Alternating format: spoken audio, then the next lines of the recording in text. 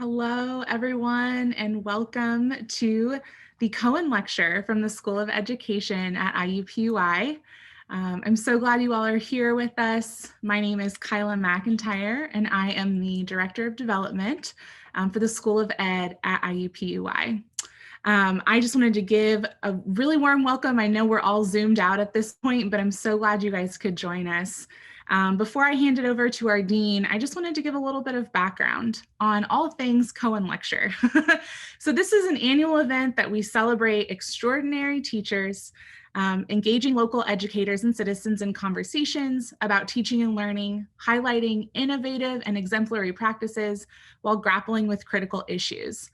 This event is designed to engage our alums and our community friends of the School of Ed and beyond for meaningful value-added experiences and showcase the world of the School of Ed and all that we're doing in the Indianapolis community, whether that be through our alumni, our research, and our community partnerships. I would like to hand it over now to our dean, Dr. Tambra Jackson. Thank you, Kyla. Good evening, everyone, and thank you for taking time to attend this year's Cohen Lecture. The title this year is Meaning and Motivation in Education, Exploring Student Curiosity in a World Focused on Data. We are in for a treat this evening. We will have a very wonderful discussion by our panelists, moderated by our faculty member, Dr. Lasanna Kazumi.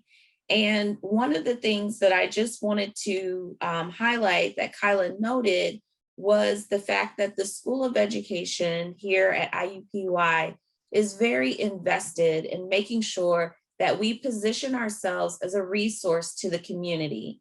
And we are very grateful for Dr. Cohen in this lecture and his sponsorship of the lecture, because it gives us the opportunity to do just that, to invite folks from the community in to have conversation and discussion, and then for us to be able to highlight and showcase how we can be a resource to the community in solving problems and enriching the lives of students, families, and parents. And so now I'm going to turn it over to my colleague, Dr. Lasanna Kazumi.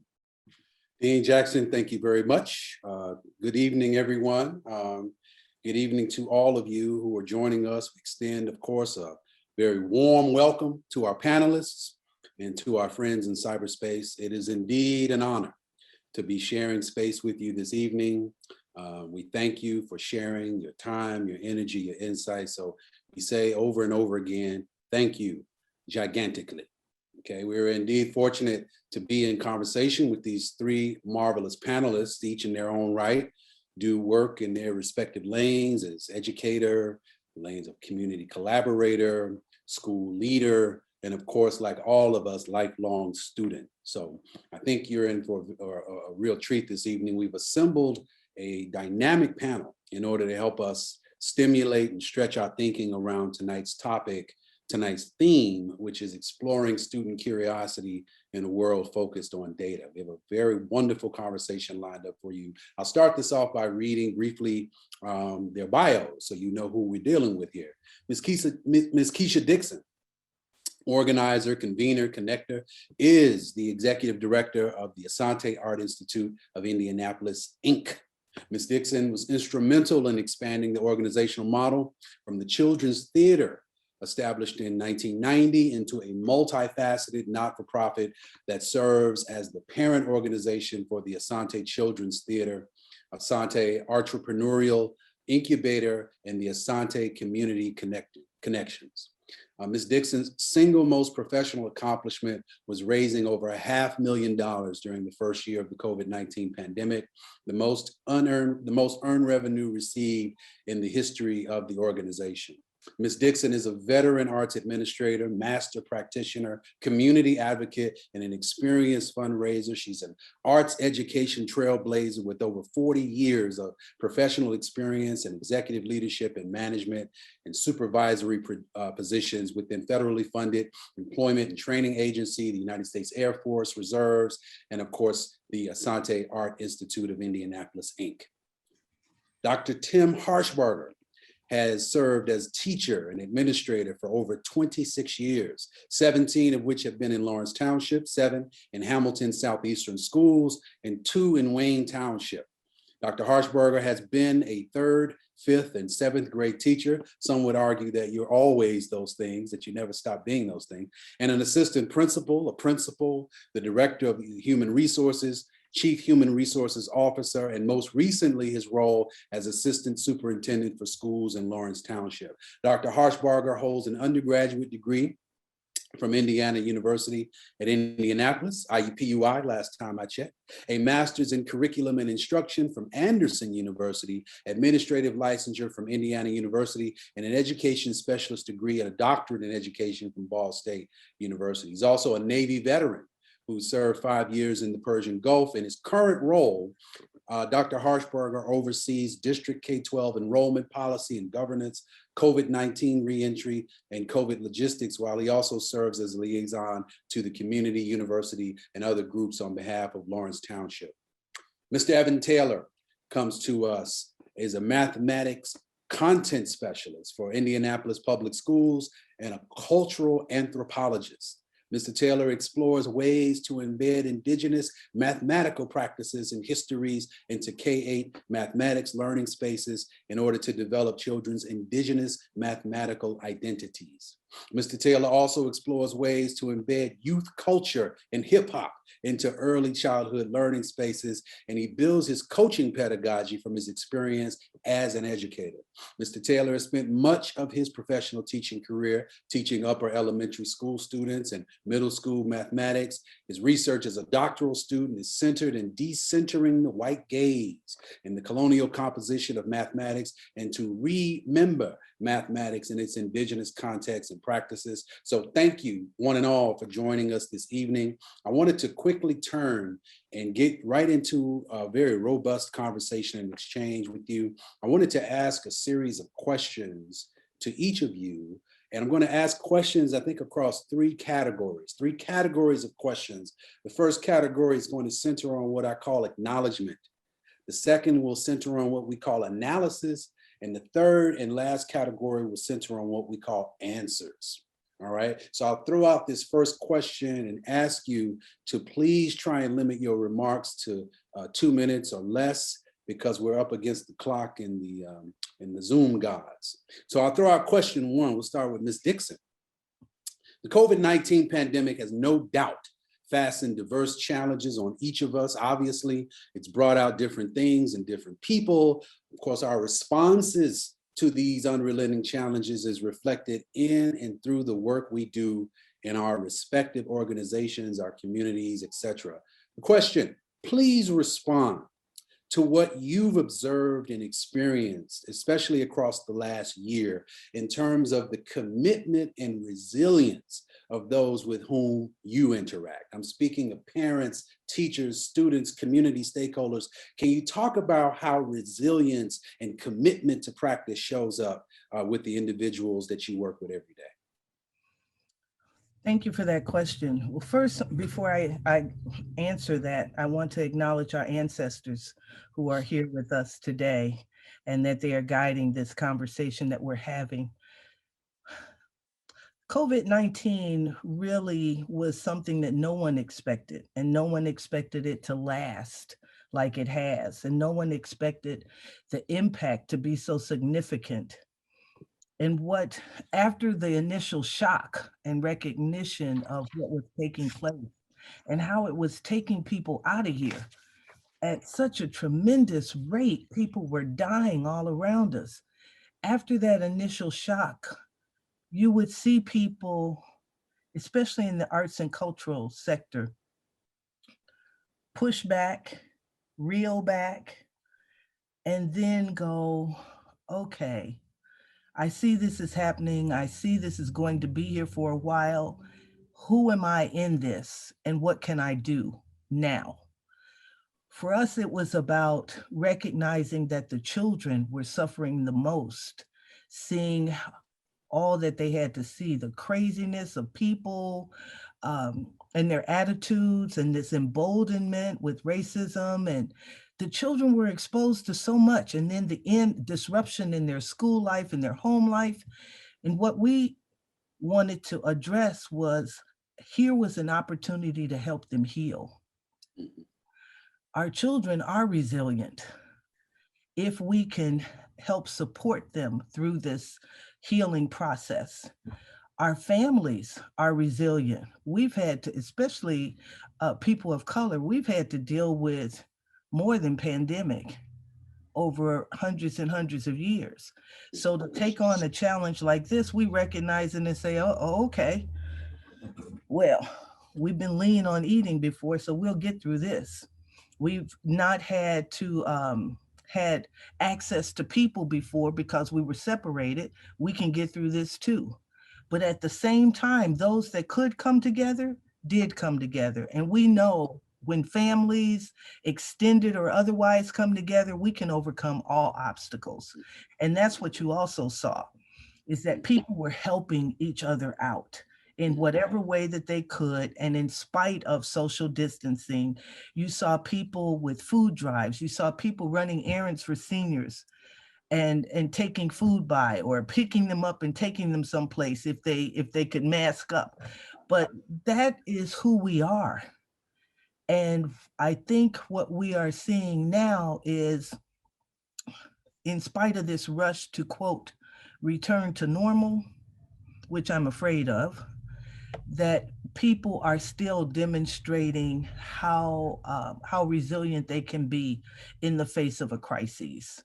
So I've seen it from the children, I've seen it from families, I've seen it especially with the women, the backbone of society.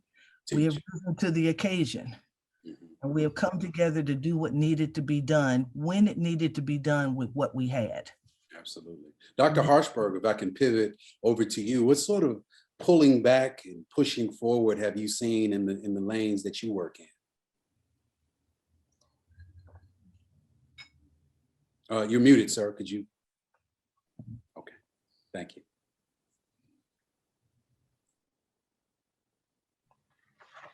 My big chance, and I was muted. There's some kind of lesson in that.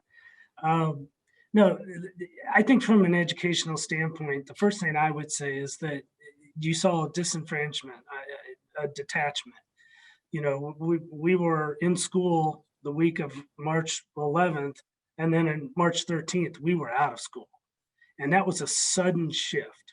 And so I would say that I want to elevate all my colleagues in the education field, because they didn't miss a beat.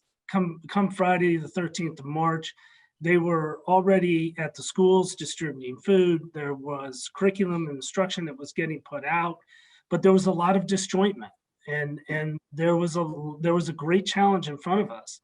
And really, I saw the education field pull together and put together what we could for children. Now that evolved over the summer, and we began an amazing effort for professional development with our teachers on how to show up. What could they do? How could they fill the space and be with kids, but not be in the same room with kids? So again, you had this disjointment. The idea of teaching and learning is very natural, but that's based upon the model of relationship building in the classroom. And when you have to relationship build through a computer, that's different altogether. And our teachers didn't have that skill set, perhaps. But over the summer, we taught that. We had professional development, and our teachers showed up. And then they showed up in the classroom at a time, as Mrs. Dixon was talking about, it was a scary time for all of us. And for them to come back into the classroom, to be there for those children. By Thanksgiving, we had our elementary schools back and going to school 5 days a week.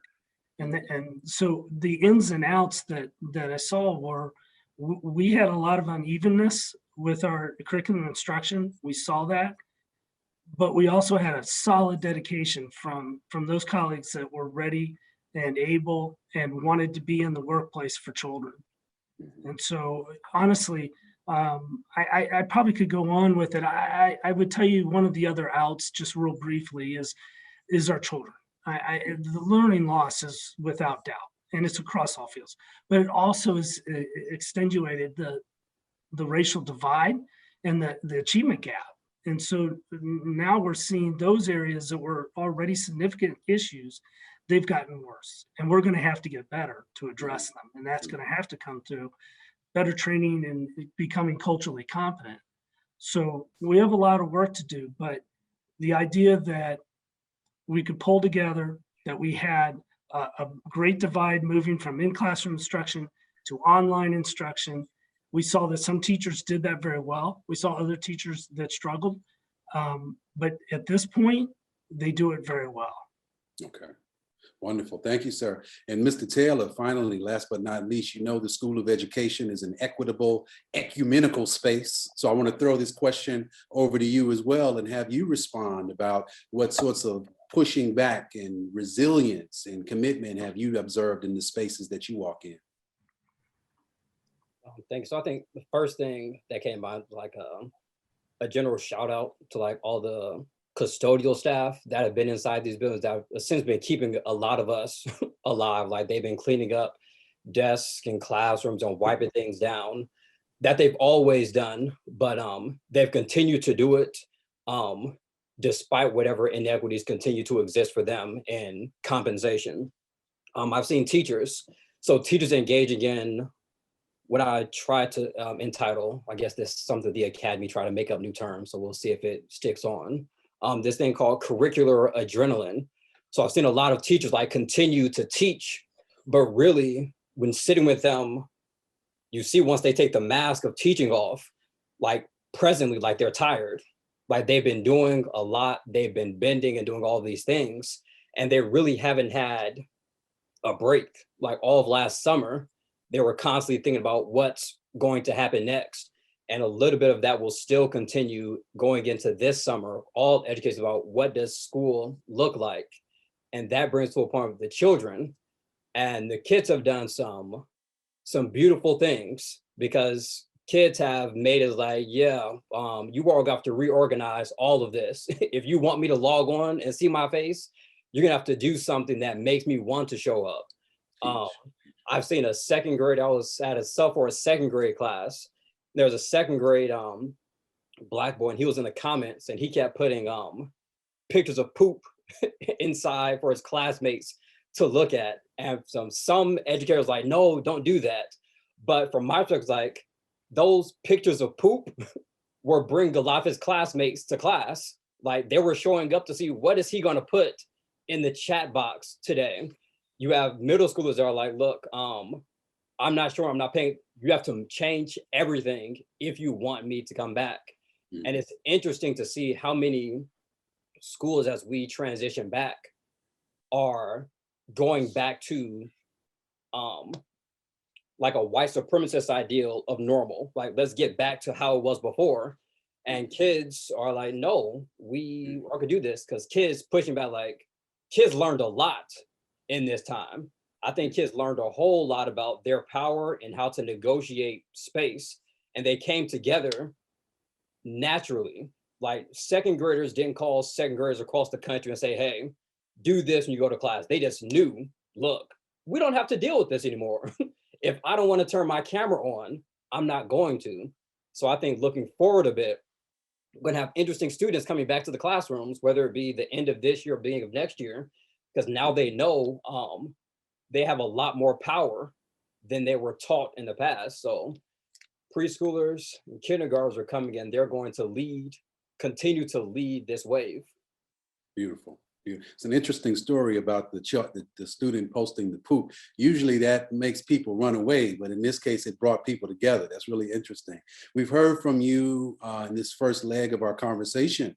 This is the acknowledgement phase. We've talked about, you've talked about, and we've listened to you, the resilience that you've seen show up in students and parents and stakeholders and staff, custodial staff, administrators, etc. I want to pivot now and look at the analysis portion of our theme of our conversation. And I'll throw this question out to Mr. Taylor first. If you can respond to this, and again, if you can keep your comments to 2 minutes or under, we really appreciate it.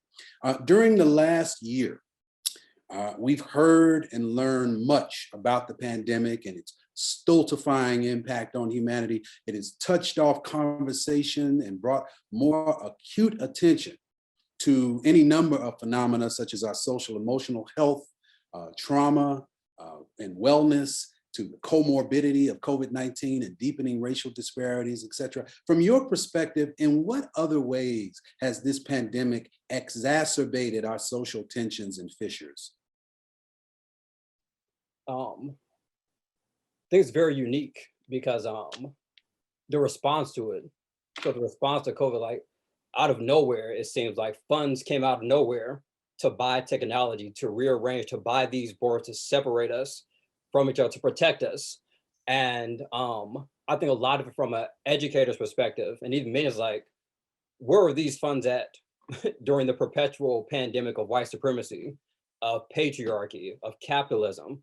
Where were these funds at for these instances? And I think that's come to the forefront where now, as we move forward, what changes happen?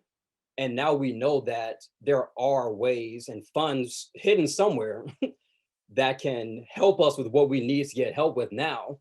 So like, will we have to, how do we acknowledge, I guess the overall response is, how do we now acknowledge the other pandemics that have existed prior to COVID-19? And how do we also still credit that, like today, talking about COVID-19 as the other pandemics in present tense, like there's still folks in this city, in this country that are dying from it. And how are we going to shift and acknowledge all of these pandemics equitably? Thank you. And Dr. Harshberger, you know, it's put this pandemic has put and exposed lots of micro tensions and other sorts of fissures in the lanes, your respective lanes that you work in. What other ways have you seen social tensions and fissures sort of become exacerbated in this COVID-19 era?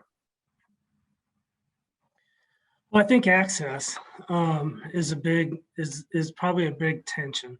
You know, access to vaccination. I mean, on a broader scale across the state, we had the issue that we were moving, down by age, but yet we had some counties that were well ahead and seemed to be getting more vaccination than other zip codes were, so to speak. And so I think that those inequities create a social tension, obviously. So, in listening to Mr. Taylor, I mean, he makes a good point. When we look at the pandemic, it's going to continue to expose those power structures, and we have to look and find those power structures and pull those apart. And I think that if we don't, that tension is going to continue. Our kids are the ones that are seeing it right now as much as anything, and so the mental health issues and the trauma that the kids are engaged in right now, just the isolation. Your older kids may be home alone. The fact that they don't want to be seen on screen, or the things that are occurring in their home while we're and these kids are all on the screen together. It's now they're looking into where I come from, versus when they came to the classroom, they were all in a space. Power structure's still there, no doubt about it. But at least they were in a shared space with each other. And so I've seen that tension in terms of the mental health aspect of it. And then that's going to bring up the next question: what resources will be allocated to that end, and how will that show up? And again, I can elevate my education, brethren, because even when the schools were closed, we were passing out food. We were going to visit homes. This was early into the pandemic, when we really didn't have as many answers as we do now. So those things combined, I think going forward as well, continue to create a social tension. Mm-hmm. Okay, Ms. Dixon, we've talked about access to resources. We talked about, Dr. Harshberger talked about access writ large, right? So in your view, from the lanes that you work in and walk in, what other types of social tensions and fissures have you seen exacerbated in this era of COVID-19? You'd have to unmute, please. I had to follow Tim. At the Asante Art Institute, we've always been aware of how Black folk are treated, and aware that our stories are not told, aware that we're always at the bottom of whatever is going on, or at the back of whatever is going on. And so our charge becomes, how do we teach our children to navigate white water? How do we teach them to be able to stand their ground and be conscious and competent in who they are in their Black skin? What has happened with COVID-19 is now people don't mind calling them out of their name for real. And they don't mind taking their lives for real. They don't mind denying them service and access to what they need in order to be better than what they can be, to be better. They do it just blatantly. So people now are emboldened to just this, it used to be they might hint at prejudice or hint at implicit bias. Now it's blatant. They'll just say what they want to say. And now our children have to deal with it.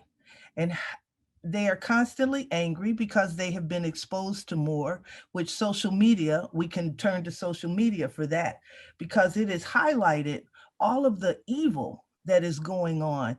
And it's compounded every day. For children to have to see people in power misuse their power, what are they going to do when they get there? Which is the scary thing, because the example is being set. When you have power, you can put your foot on the neck of somebody. When you have power, you can treat them in an inhumane way, and it's okay. And then your judicial system will forgive that or overlook it or push it to the side. And we have to yet teach our children, you still Black, and you still got to be proud, and you still got to do your best, and you still got to accomplish what people think you can accomplish. So this COVID-19, for the older people, what did it do? Tell us what we already knew. For the younger people, it's an awakening, which is why they're so taken aback by, how could this be? How can the world be like this? How can they treat us like this? And it's 2020, 2021. What in the hell? Where have we come? And as adults, how have we allowed this to take place, that our kids have to now exist in this type of environment? So I think COVID has just blown up everything that has been under this mask. It's pulled the curtain back on it. Okay, thank you very much. I want to, as we turn toward our final area, and this is going to be the category of answers, I want to remind our audience, we have about 35, not counting the people who organized this event, we have about 35 brains, human brains on the call. So I want to remind those humans who are on the call with us to please, if you have a question, please drop it in the Q&A. We will dedicate our last 15 minutes to tapping the wisdom and the knowledge base of these illustrious panelists. So for our final question, I want to start with Dr. Harshberger first. In a book published 1 year before his assassination, the Reverend Dr. Martin Luther King Jr. asked the question, where do we go from here? In fact, that was the book's main title. Where do we go from here? The subtitle, Chaos or Community, ? So I want to swing this question around to you, Dr. Harshberger first, and then we can hear from our other two panelists, around to practical action steps in the road ahead. So in our remaining time, can you address what you see as our next steps, or address what you're doing in your respective area and how we can go about and move toward affecting solutions-oriented and more sustainable outcomes today and beyond today? Sure. No problem. Let me get that just right in here in 2 minutes. I think that's probably going to take time. I'm going to say that first, but what I would say is a very quick answer: cultural competency now.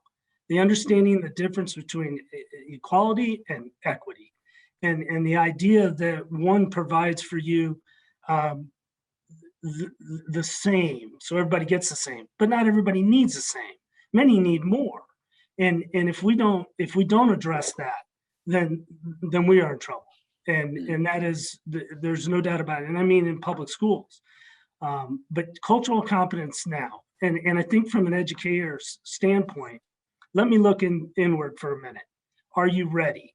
And that's where you start. A lot of school districts have responded to what's happened in our society in the last year and a half by hiring equity officers or somebody individual to work with the district. It's going to take a lot more than that. So the first question is, are you ready? Is your district ready to engage in that conversation of cultural competency now? The next thing is, it needs to be research-based. You have to look at curriculum, power structures. You've got to look at resources that are allocated for trauma, for mental health. You could keep going, but I can't get it all in 2 minutes. But you want to go to those levels where you're not just having conversation, you're looking at those power structures and dismantling them. You're looking at a curriculum that is not it doesn't have the color that it should. The kids of color come to the curriculum and they don't see themselves in it. And you've got to be ready to change that. That's a power structure. And if we can't get at the very root of that and begin to make the learning space accepting of the children who are walking into it, I mean all children, then they're going to leave and find another opportunity because they now have choice. And that choice has been exacerbated by the pandemic. But the virtual option, as parents can look over the shoulder of their child and see the curriculum, that's been an awakening. And they're asking those questions, and we need to be prepared to answer them. So that's what's next. Right on. All right, Mr. Taylor, you work in the highway and byway. You work with children and families every single day. Can you talk about what you see as a path forward? I think it goes a little bit into abolitionist and transformative justice, and this idea that I don't know what it looks like, but we'll know when we get there. But we know what we have already is not it. As soon as you asked the question, I thought of Langston Hughes' poem, Let America Be America Again. And he has this portion where he says, oh, let America be America again, the land that never has been yet, and yet must be. And this idea that we're not there yet. And it's this challenging project. It's like, I guess I'll think about America or education is this group project. And much like in school, we've been put in groups that we don't always like who we're in the group with. Some people work harder than others. Some don't show up. Some don't do the readings. But at the end of the day, we're all going to get the same communal grade on this assessment. And so I think going forward is going to lean back into points mentioned by others, community, and us all realizing that we all have equal stakes in this, and also that it's generational work. Like we can only do what we can in the time that we're provided, but it's our responsibility to do the work. And the children have already showed us that they're ready to take it up once we have passed on. But the question must be, what are we leaving behind? Are we moving forward, or are we still in the same space we're in before? Mm-hmm. And Ms. Dixon, finally, last but not least, they call it the mother tongue and not the other tongue because women are the first teachers. So could I also have you respond as we close this segment out, and then move into our Q&A with friends in cyberspace? Unmute, please. Crickets, Jiminy, crickets. That just means you're being polite. So thank you. Yes, I am. Yes, because I'm commenting back here. But I would say this, white folk got their work cut out for them. In a nutshell, individually and collectively, they got work to do. And until they accept that responsibility to do the hard work, it's going to be an uphill battle for everybody. We have to, at Asante, we are looking at how can we make it happen, or help it to happen, or facilitate it to happen. We're looking for allies who are ready to partner in a way that maybe they have not thought about partnering before. we look to institutions like IU, who have not reached out to the community in the past, but thank God under Tambra and some of the other people who run some of these schools at IU, they recognize the value of a community, a real community partnership. So being able to explore those and make those happen, that's what's got to happen so that the work can get done. We have to have total transparency through it, and people have to accept their responsibility and role in perpetuating prejudice, bias, racism, white supremacy, all of that. And when you get called on it, don't cry about it. Just own it, because somebody caught you. We called you on it. So it's human. So we got to work through this together.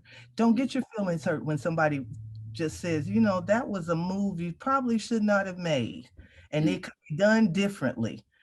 Let's talk about it, and then let's do it together, because we can both bear the burden together. I'll stop there because I'll go on. Yeah, well, hey, it's all great. It's all good. Thank you very much for those responses. I have 6:36 on my Mac clock. That means the Zoom landlord has given us about 14 minutes to interact with our friends in cyberspace. So I'd like to throw out a question and then have maybe one of you respond to this question, and then we'll kind of do it round robin. We have some very wonderful questions in the Q&A. I'll throw this first question out and address it to Dr. Harshberger. What do you think, how will schools, this is asked by Ms. Latasha Rowley, how will schools work with the community partners to bring about social and emotional healing for the students as they return to in-person schooling? Districts are going to have to reach out to community partnerships, because the number of trauma that we're going to see in the schools and how it's going to articulate itself over time is going to be impactful, very much so.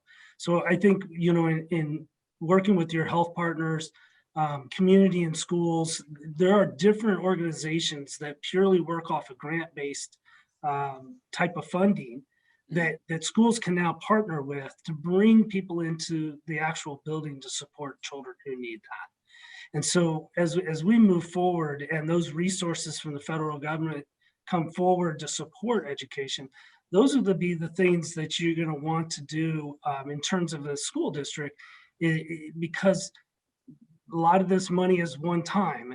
And so you have to make the most impact from what you're receiving. And you've got to be able to build programs that are sustainable. So partnerships are just, they're a must. You've got to have them. Are they important as they go forward in school? Yes, they are as important as the curriculum, the teacher, anybody in the room. As Evan will tell you, the teacher in the classroom is the hero. They're the ones that makes the magic happen. Our job is to support and give them the tools that they need. And the question is great, because that's a big piece of what's got to now happen in the buildings. Wonderful. And I'll throw this next question. Thank you for that response. Throw this next question over to Mr. Taylor. This comes from Dr. Cohen. What do you think the children learned this year that we never considered important in school? And then what might that do to the content, to the curriculum, and the part that students play in selecting the things that they like learning about? I think two things. I think one, they learned their role as activists, even as children. But I think also they learned some interesting things about some districts made interesting decisions. So students asked, why did we come back at this time? I came back and took a test, and then we closed back down. And now we open back up, take another test. So am I here to learn, or am I just a commodity in the system for testing? And so I think schools have to shift, because we're a lot of talk is already happening about this achievement gap, this acceleration. And kids are out, who am I racing against? Who am I competing with? And is it even possible for me to catch up?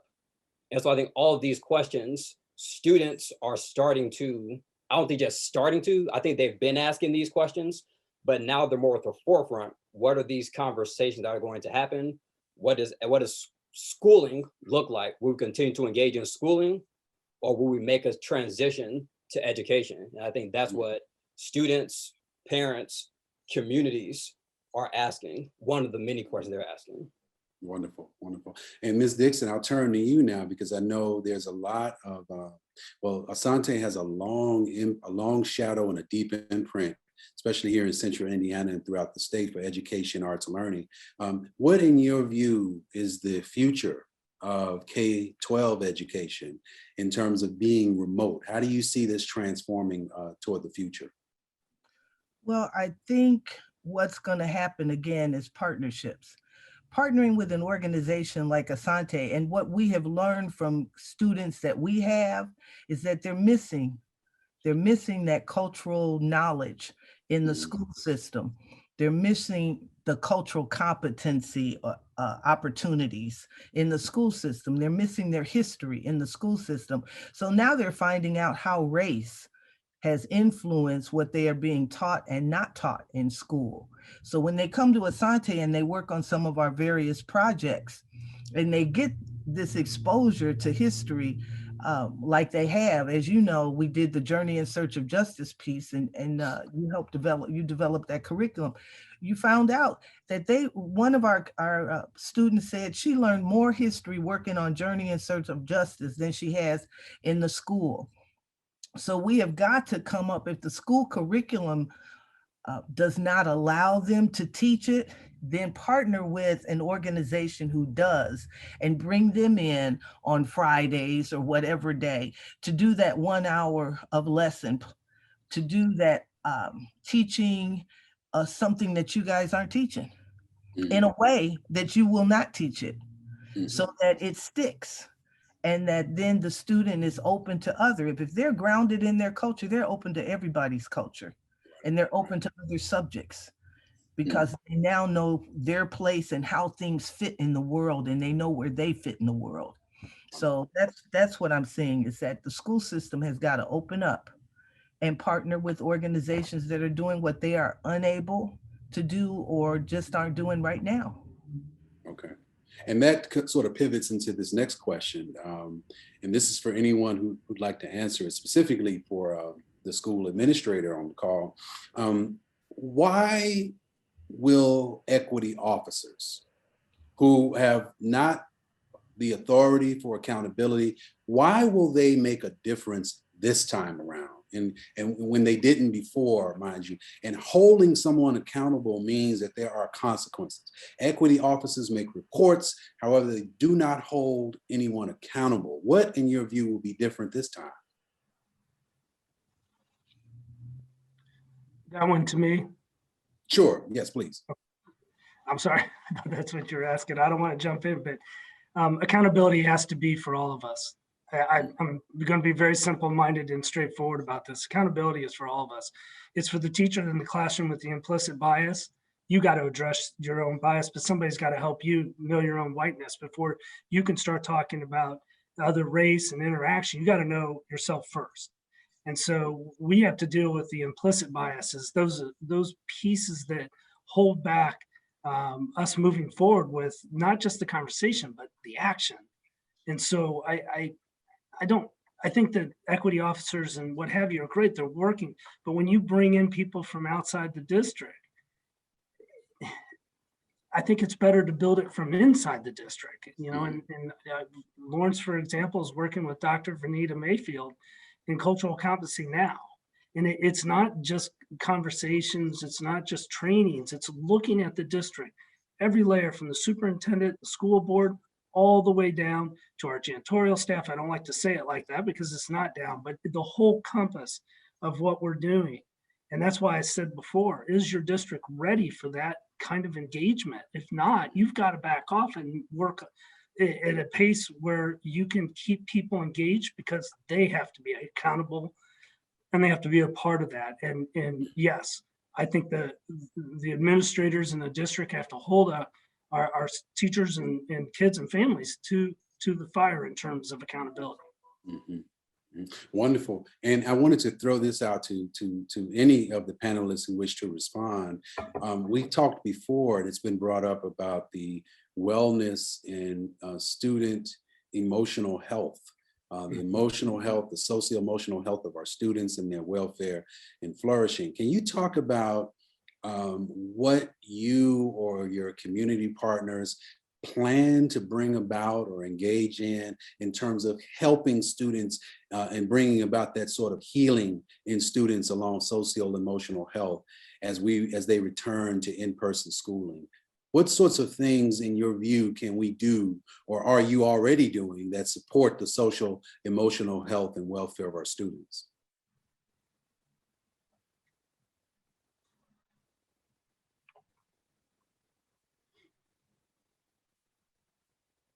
I think just getting them back, Evan, if you wanted to step in there, I didn't, but I would quickly just say that getting students back safely, I think has already helped with the social and emotional. Education is based upon that model of relationships, the lack of conflict, the lack of dependency, the authentic, personality of the teacher, that being in that space with their friends, those are the things that help that social emotional divide that we're seeing right now. That doesn't mean it's going to answer all of it, but normalcy, and I heard early, normalcy shouldn't be normal. We should be moving away from going back to normal. I think that Mr. Taylor said that, and I agree. But at the same time, having the stability of the classroom is a sanctuary, and I do think it matters. So that I would just say getting kids back, and it's not going to be going forward. There's going to be choice and flexibility. Our parents want that. Some kids are doing better now in a virtual world than they are when they were in the classroom. We've got to listen to that. We have to understand the choice that our parents are wanting for their child. So that's the other piece of it. Is, are we doing the best for the social emotional part of the student's mind and heart? And thank you very much. And each of you in your own work, I mean, you're human beings doing this work, right? In your respective lanes and stuff. Can you talk about, just personally, if we can pivot into your personal work, how has your role as a community collaborator, leader, as student educator, as educator, school administrator, how has your role sort of been affected and changed? Have you seen more flexibility? Have you seen your role enlarged? Can you talk about that? And I'd like to have each of you address that, if you would. Well, my role as an arts administrator has grown significantly. Significantly. Asante did not miss a beat. When Corona hit, we had probably the artists had a week, 2 weeks to go, oh my God, what is going on? What are we gonna do? And then it's like, look, we have to service the kids. We got to figure out how we're going to re-engage with our kids, with our families. And we have to do it right away because they're going through too much trauma, more trauma than what they have been in the past.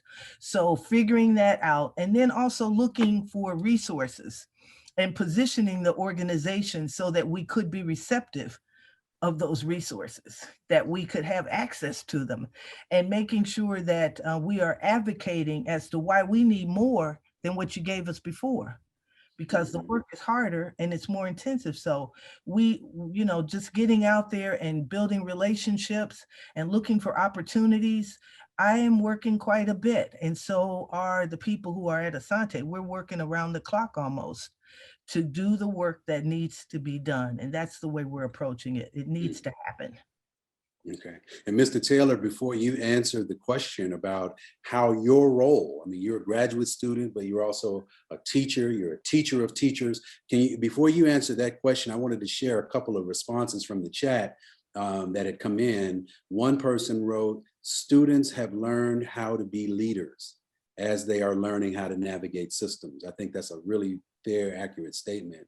Another comment here is that the school system must center equity in all areas and then transform, right? There's a long way between the ground and a stirrup when you're mounting a horse for the first time, but that must happen, absolutely.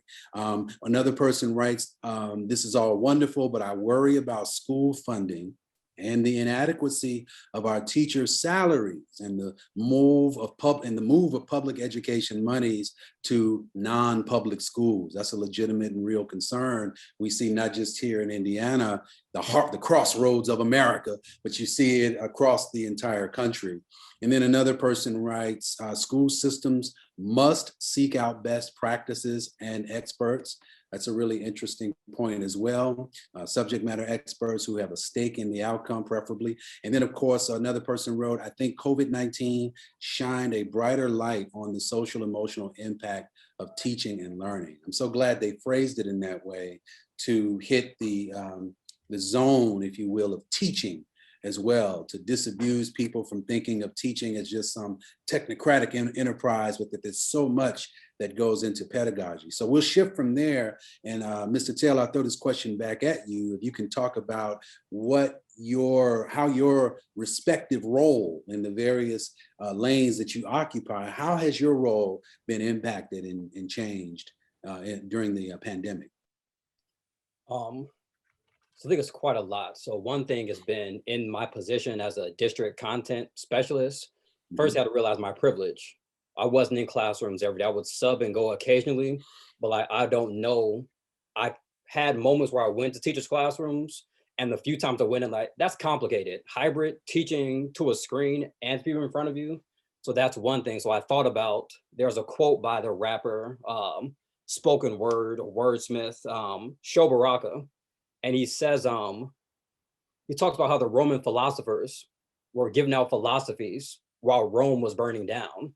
And I'll be honest that sometimes while I was in the office thinking about how to make curriculum more engaging, like these things were important, but I felt almost like there was something on the ground that I could have been doing. So that shifted me to the word of another wordsmith, goes by the name of Earl Sweatshirt. And he had this tweet where he said, planners, it's time to plan. Builders, it's gonna be time to build. Storyteller, speak the ever evolving truth. Lovers, love. Warriors, go on war. Know your role. And I think what this has taught us is to know what our role is in this, and to know that we all can't, no single person on this call, whether a panelist or listening, can do it by ourselves. And we have to know, like, these are the things, math education and teaching is my role, my strength. So I need to find community with Dixon, Mr. Hart, to build this community to do this work, but know this is what I can do in this time, and to not get so caught up in trying to get caught up in the ego of thinking that one generation or 1 year, we can change all this, because these issues have existed way before our physical embodiments came in. So that's where I sat, and I still sit there. So going into classroom spaces, and like, I don't call teachers heroes anymore, or see my, like, they're just humans. They're human beings like the rest of us, and they're showing up and doing what they can, but they're tired, just like we're tired. I mean, even Spider-Man would take off the mask and be Peter Parker's like, look, I can't do this. Wonder Woman wants to go and walk around. I was like, teachers are the same. Like, I don't have superpowers. I'm just doing what I can in the role that I'm provided with. But I think to the question, like, there are a lot of other inequities that needs to be dealt at the policy level, but we need to build and work together to deal with that, not put it on small groups of people. It has to be a collective action. And Dr. Harshberger, last but certainly not least, if you could respond to this question around your role and how you see your role sort of impacted and changed or transformed in this era we're in right now. Absolutely. I'll use a Navy euphemism. A ship at sea at war, and I believe we are. I don't, and I think everything we hear tonight, we are at war. Everybody's on duty. And my job went from, policy update, revision, enrollment pieces, and it to support. What will my office do in support of getting kids safely back to school, getting teachers safely back into their classrooms? And so, I went from making sure that we were going to be able to have board meetings with voting and do it in a virtual way, because that's policy, and then to logistics of we've reopened schools. I've done it almost 30 times. You know, it's not that we don't know how to open schools. We're opening schools in a pandemic. And I think you have to step back for a minute and say that we have an incredible amount of logistics that are going to have to take place in order to do this. Let's just talk transportation for a second, food service. I mean, you know, janitorial staff, you said it earlier, Evan, they are the ones wiping down the walls and doing everything at night after everybody's left. So pulling everybody together, learning e-learning, making that part of our world so that if we could pivot or we had to pivot, we knew what we would pivot to. And our teachers knew what they were going to do. Everybody knew their role. And so I think that there was a coming together of all of us as administrators to say, what will our role be going forward as we open school in a pandemic, and then work to keep it open and follow the science of what is happening. So I was checking, you know, the rates that were being put out, the percentage of positive cases. I mean, every day I'm going through all that. When I started teaching in a classroom, if you told me I've been doing that at this point in my career, I'd have fallen down. But all of us have a role to play. And so I think that I wouldn't just say so much my role changed, all of our roles changed at central office. Not here in this office, out there in those schools, trying to help get those kids back in safely. So I could go on a long time about this because this is really an effort that I think everybody, the community, you know, is such a part of this process. People came together, teaching other kids in the neighborhood pods, whatever they had to do to support each other, and then we supported them in doing that. So the school didn't just work inside of itself. It had to spread to the community in a way we've never done. But I think it's a powerful piece, and I think it's going to help us as we move forward with a higher level of trust between our school system and the community that we serve.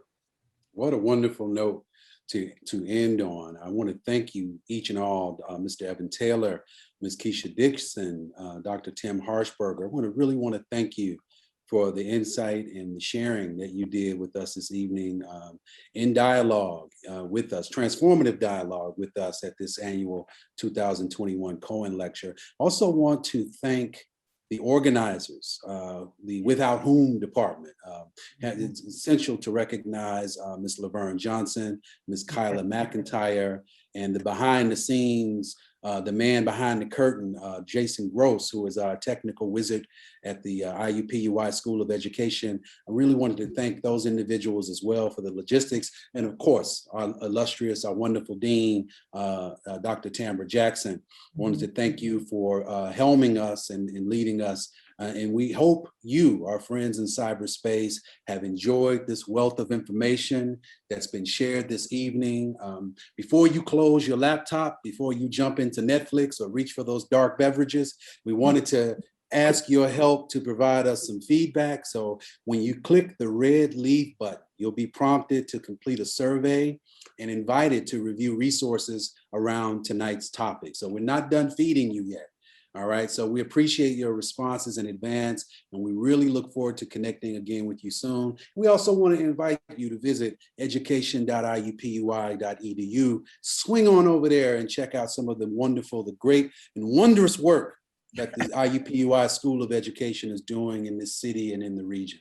This concludes our webinar. We want to thank you again. We want to wish you safety and security, and for you and your loved ones. Thank you and have a wonderful evening. All right.